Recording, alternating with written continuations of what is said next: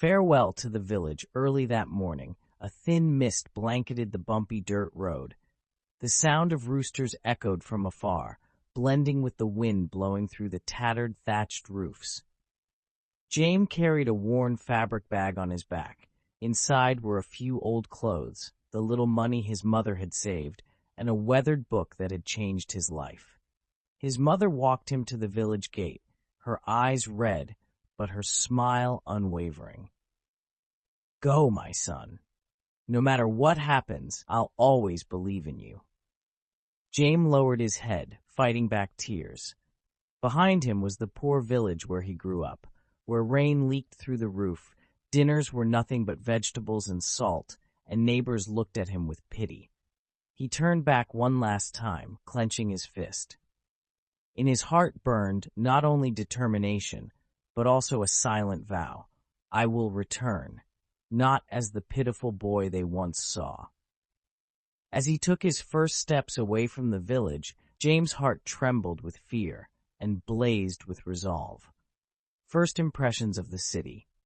When the bus came to a stop, an entirely new world unfolded before James' eyes.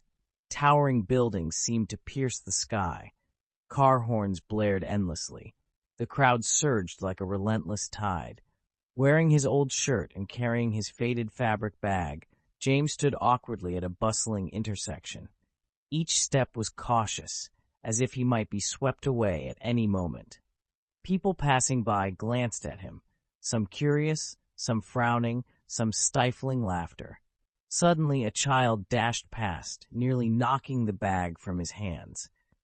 James clutched it to his chest, his heart racing. This place was nothing like home. No one knew anyone, and no one waited for anyone. But when he lifted his head, the morning light shone on his young face, illuminating the fire in his eyes. James took a deep breath. I'm here. This is where the dream begins. The first dormitory. James was assigned to an old dormitory reserved for poor students. The walls were peeling. The metal beds creaked with every turn, and the dim yellow bulb flickered like it could go out at any moment. The window moaned in the night wind. He dragged his small bag inside. Only one roommate was there, dozing off on a desk covered in scattered books. The air was damp and cold, but James felt something stir in his heart. This was the beginning of a new journey. That night, he sat by the window, gazing at the distant city lights. The hum of traffic outside was like a strange melody.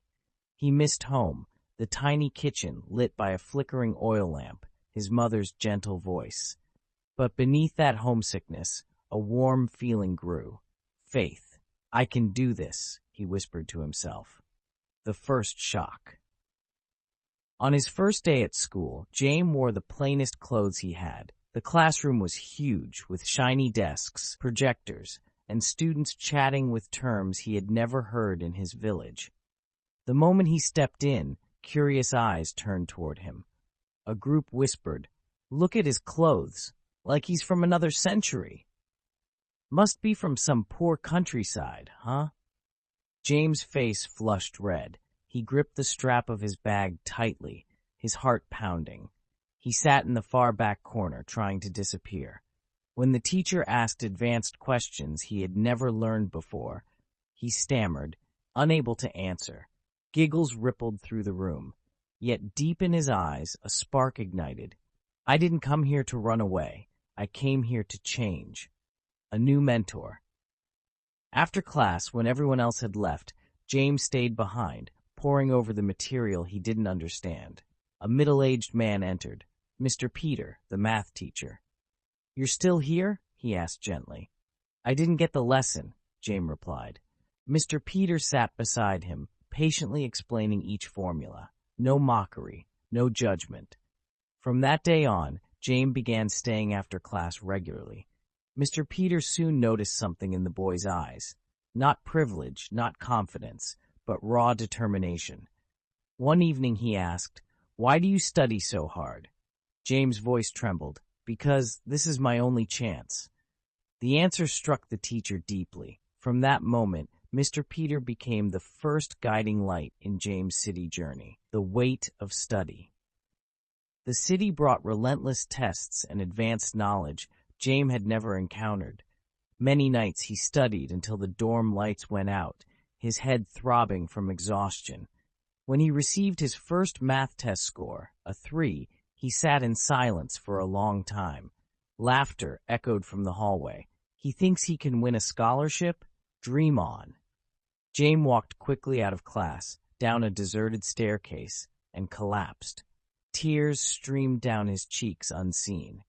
Then he pulled out his old book. On one page was a line, "No one is born to lose forever." He wiped his tears and stood up. Failure didn't break him. It steeled him. A life-changing opportunity. One morning, Mr. Peter entered the classroom with an announcement. The school will hold a national scholarship exam.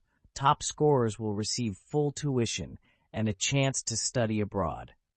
The class buzzed with excitement. Wealthy students boasted about their expensive tutoring centers. James stayed silent, but his heart pounded. This was the opportunity he had been waiting for. That night, he stood in front of the dorm mirror, staring at his reflection, thin, wearing old clothes, but with eyes burning like fire.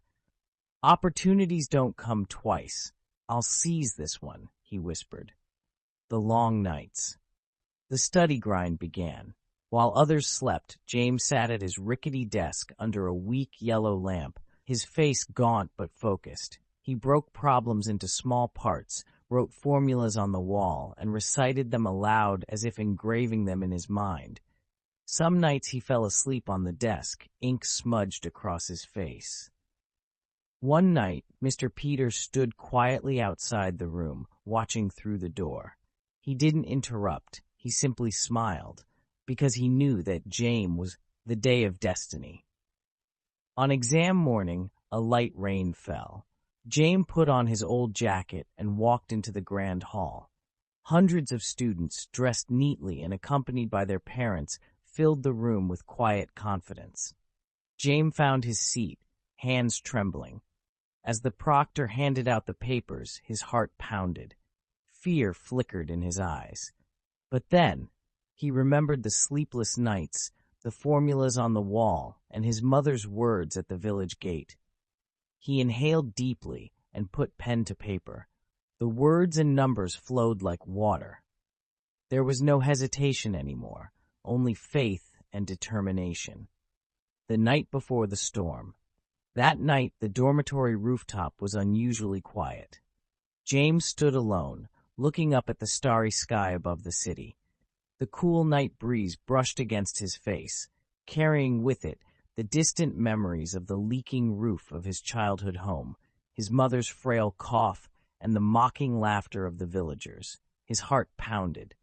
Tomorrow was not just another day. It was the day that could change everything.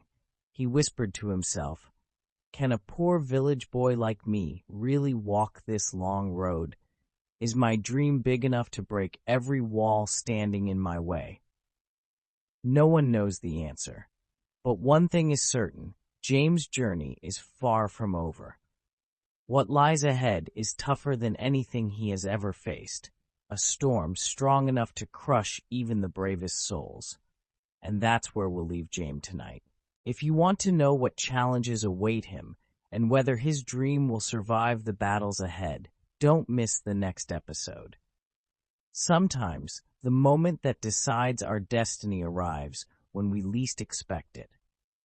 Follow, share, and comment below if you believe that dreams can change a life, because James' story is only just beginning.